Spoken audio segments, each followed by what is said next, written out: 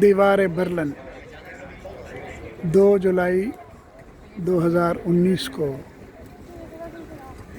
आतिफ, मैं और हमारे बर्लिन देखने आए हैं। ये हमारी आज की तीसरी दीवार है। हम इसके बर्लिन में जो 2 टुकड़े हैं वो पहले ही देख चुके हैं, जिनमें एक को ईस्ट साइड गैलरी भी कहते हैं। ईस्ट साइड गैलरी के अलावा जर्मन दीवार के ये 2 टुकड़े हैं। एक हम पहले ही आपकी खिदमत में उसकी अक्कासी पेश कर चुके हैं और ये अब दूसरा और मेन टुकड़ा ये है।